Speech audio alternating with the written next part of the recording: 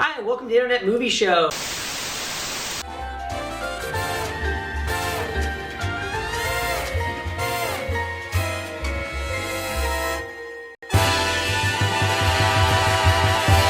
X-Men Apocalypse, Bryan Singer's fourth X-Men movie, 20th Century Fox's second movie in the X-Men franchise in 2016, the first one being Deadpool, which was hugely successful, so kind of a lot for this to live up to. Reeks like old lady pants in here. Dylan, what did you think? I think I had an epiphany and I decided I don't really give a shit about comic book movies. The best part of the movie was not really into the comic book shit. It was Magneto hanging out with his Michael wife. Fassbender and his scenes. That was the most entertaining part of it. Anytime any of the other comic book stuff happened, it was too cartoony and I didn't love it. But if you are into comic book movies, you'll probably enjoy it somewhat. Right. I have to go back and watch X3. Like, I honestly am not sure if this movie's better. Honestly. For real? For real. I have to rewatch that. I'm the Juggernaut, bitch! X-Men 3 really was bad. awful. I felt like this was as bad.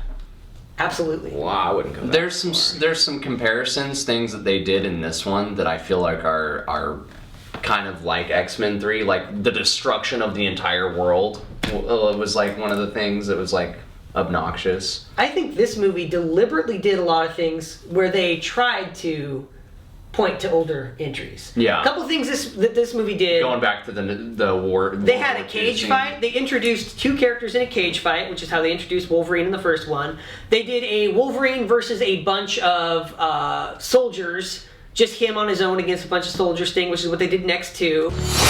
They introduced Nightcrawler. They did all these things that they've introduced and they've done before. So they're redoing things they've already done, but each and every case, it was done so much better before. So I feel like the comparison's invited, but The perfect example of it that... doesn't come across flattering at all. The perfect example of that is the new slow motion scene. With Quicksilver, Right. and it's playing that. It was like sweet. everybody dreams are jizzed made their of pants over that scene in the first one. Yeah. So they in had this to one, Which do it was just actually again. like the sixth one. Yeah. Okay, so let's go to the question segment of our program. Question number 1. What did you think of the new, younger actors taking on roles that we've already seen in the older films played by other actors? Dylan. I think they all did like a pretty good job. I wish some of them had a lot more to do. Yeah, like Or- Cyclops was a pretty cool character. Yeah. Ty Sheridan, I think, the guy from Mud or whatever, that kid from Mud. Oh, I don't know. I don't recognize him. It looked like a little Tom Hardy, and that's cool. Yeah, Kinda I did. felt like Yeah, he did a it good, did. I felt like he did a good job of Yeah. taking Little over Tom the Hardy role did of good. Cyclops. Yeah. Although I do think that it's weird because the guy who plays Beast looks a lot more like James Marsden or John Yeah, Marsden or he kinda whatever his does, name James is. Marsden. So it's weird that they switched that. But that's just a personal thing. Yeah.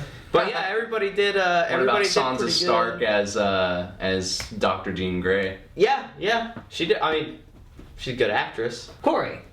I thought the new cast was pretty good. I think the areas that are weak is honestly in the script. I feel like I kind of agree with the dialogue, at least. I feel like the dialogue is all so bad that it's hard to gauge whether or not you're seeing a good performance or with bad script or just a bad performance. I felt like overall it was impossible to get any good acting out of it. I like the stuff with them being at the school and them going more into depth with that, like him having the problems with his eyes and like Professor Xavier, he makes that joke about how that's his old grandfather's tree or whatever that he planted. Yeah, I really feel like for the most part, I didn't really think any of the acting was going to be able to overcompensate or compensate for how bad the script was. Yeah.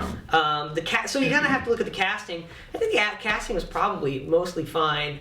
I know this isn't her first X-Men movie by now. It's like her third, I think. But Jennifer Lawrence, I just feel like the Mystique character is like, her role has been so greatly inflated because that actress is popular. Oh yeah, because of the Hunger Games, yeah. And this isn't the Hunger Games, man. They're basically making her Hunger Games character as a mutant.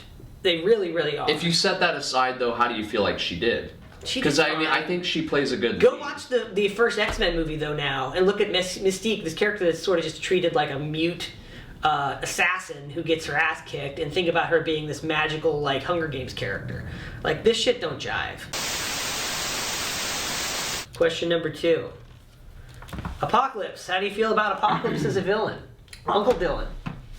He was fine. He was your typical bad guy, comic book bad guy, just like, I want to take over the world. Why? Just because. Everything they've built will fall! And from the ashes of their world, we'll build a better one! I think Marvel movies are worse that way. Marvel movies are way better than DC movies. Warner Brothers can't make a good movie to save their fucking life. But at least, in the past at least, they've had better villains, for the most part. I feel like the Marvel movies never have very good villains. There was like random alien shit. Like always, all the time, some weird alien thing. Yeah, they really... It's getting old. Do something different. Corey, what do you think about Apocalypse? Honestly, I'm kind of with Dylan. I feel like Apocalypse was lacking depth. They had the backstory in the beginning, but I just don't feel like I don't really feel like it sets up a good antagonist. Oscar Isaacs, he did a really good job with the role that he was given, and because I didn't even really recognize that was him at first, and he was so far off from his actual self that from other movies that I've seen him in. So I feel like he did a good job playing the bad guy. I felt like the bad guy was lacking depth, though. It's like, oh, I want to rule the world, get in everybody's mind and control everybody, and then also blow up the world at the same time. And it's like, well, then what's the purpose of even being there? Like, what are you doing? So I felt like it's just a lame bad guy, and there just really needed to be more plot there and backstory. Yeah, there needed to be make more it good, so you feel something when the protagonists are going up against, the antagonist or whatever. Yeah. Good. I do not give a shit about Apocalypse. I never have. Not in the comics, never. He's just not interesting. I don't think he was interesting here. He is just some weird purple troll. Just a generic, boring villain. And it's pretty clear. They never would have made an Apocalypse movie like, 15 years ago. They're running low on ideas and they think we'll buy it. I will say this, I'm glad he wasn't a big CGI monster. He became one. But, well, in a dream, so it kind of made it passable, but it was still stupid. But it was stupid. Anyways, yeah, let's move on. All right, question number 3. Continuity. Continuity is something these films in particular have always struggled with, and we see big lapses of it here in X-Men Apocalypse. Do you think the franchise can weather this? Is it a problem? Once they did Days of Future Past with the time travel and that kind of whole reset thing, it seems like fair game to go to take the story anywhere. We already saw where the story goes, so they're probably going to reinvent it, redo it, change it up. They probably do Phoenix again.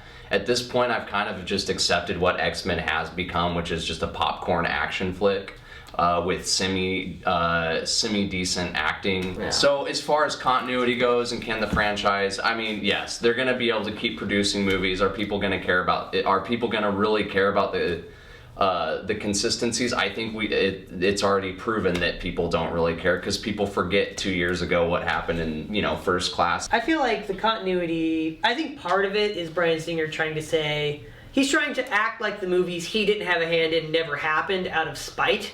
But I feel like, okay, yeah, there's one thing, the reset, but now Angel exists like 20 years earlier.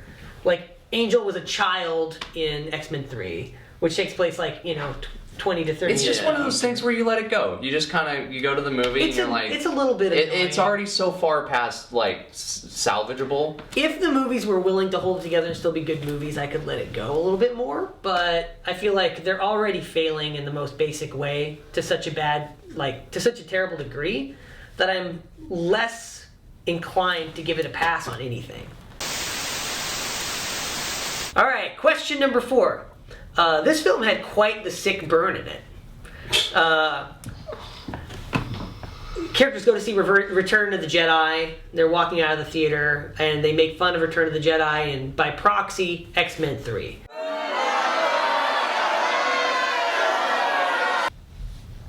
What are your thoughts on this burn? Sick as it is, and its implications. Uncle Dylan. It was definitely sick. It's something that's nice for people that give a shit about making movies and know all this backstory into it. It's a nice little treat for somebody. Yeah.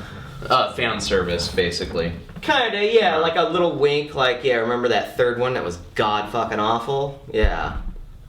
But, I mean, but I understand why he did it. He's like, yeah, you know, you guys fired me from that third one and wouldn't let me do my trilogy. This movie, it wasn't good enough to have the sick burn. Like, if it was amazing, maybe, but it didn't get there. Like, this movie sucked way too hard to point out that another movie sucked. Like, wow, that's a bad idea. I think if you're gonna spend millions of dollars on a movie, fucking put some effort into it. Right, and then don't go ripping on X-Men 3. Or do, because it deserves it. Right, okay, and then in 6 years we're gonna have a joke about how this movie sucked. Yeah, probably. Yeah. Deadpool's gonna be like, yeah, at least I wasn't in Days of Retard Past or whatever it is. That's what's gonna happen now that we're making fun of our old shit for sucking. You know, we just know that what we're watching now is the joke for tomorrow. Do you think, too, I gotta say this, do you think that we're being a little bit too harsh on it because we're coming off the coattails of the Avengers movie? No. Or not they Avengers, don't have an Captain America. There's no excuse. Civil War. No. Which, I like Captain America Civil War, but I didn't love it. Question 5. This movie ends with a strong indication that the Phoenix Saga storyline would be featured in an upcoming film. Which is how X2 ended as well. Is this yet another attempt by Singer to reclaim the franchise for himself? And if so, who gives a shit? Kitty Cat Man. Yeah, I don't give a shit at all. Corey?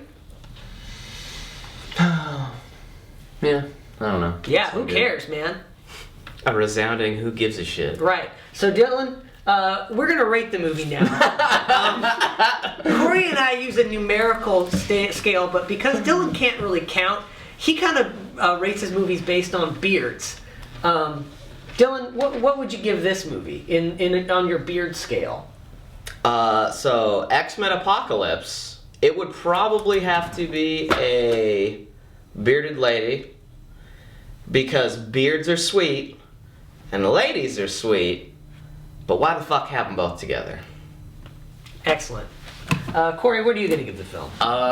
Numerical 1 to 10, I'd give it a 6. I'm kind of with Rotten Tomatoes on this. I was entertained for sure through certain scenes, but there were a lot of things that I didn't like about it too. I was like going back and forth the entire time, and really mostly after Professor Xavier gets taken by Apocalypse Man or whatever, I started losing interest. It was pretty much all downhill from there. So and that's about halfway through the movie. So I'm kind of just sitting it. I'll give it a 6 because I think the acting really did make up for the bad script writing. I'm giving it like a 3.